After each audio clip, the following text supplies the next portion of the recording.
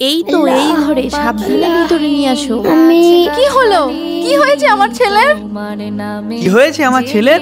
গাড়ির সাথে অ্যাক্সিডেন্ট করেছিল, অল্পের জন্য মৃত্যুর হাত থেকে বেঁচে গিয়েছে। চলো। আল্লাহ বাঁচিয়ে দিয়েছে। যাও 2 রাকাত নফল নামাজ পড়ে আল্লাহ শুকরিয়া আদায় করো। চুপ করো তুমি তো 5 ওয়াক্ত নামাজ পড়ো, তবু আমাদের ছেলে 2 বার অ্যাক্সিডেন্ট হয়েছে। কি লাভ হয়েছে নামাজ পড়ে? এই জন্যই আমি নামাজ পড়ি না। বাড়িতে কেউ আছেন? দেখেন আপনার ছেলে আবার অ্যাক্সিডেন্ট করেছে।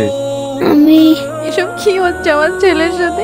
এই নিয়ে 3 বার অ্যাক্সিডেন্ট হলো। তুমি তো 5 ওয়াক্ত নামাজ পড়ো, তারপরেও কেন আমাদের ছেলের এত বিপদ হচ্ছে?